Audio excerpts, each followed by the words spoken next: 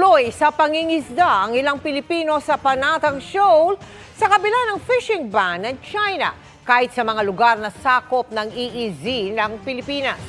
Pinaghahandaan naman ng Philippine Coast Guard ang utos ng China na idetini ang mga hindi Chino na tatawid sa tinuturing nilang border. Nakatutok si Joseph Moro. Tuloy lamang ang pangingisda ng mga Pilipino sa West Philippine Sea malapit sa Bajo de Masinloc o Panatag Shoal sa Zambales.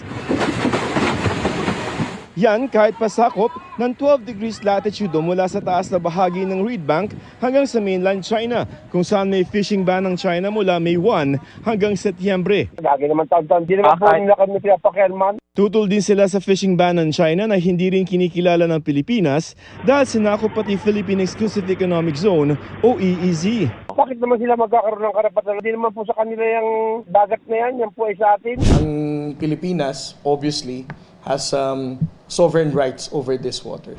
Mula May 21 hanggang 27, mahigit 120 sasakyang pandagat ng China ang namataan sa West Philippine Sea kabilang ang 5 barko ng Chinese Navy. Pero sa panatag ang dating 19 na Chinese Maritime Militia vessel, bumaba na sa 11 na lamang kahapon. The mere fact na mababa ang bilang ng China Coast Guard, para sa akin, this is just another empty threat to discourage ang ating mga kababayang Pilipino mangisda rito.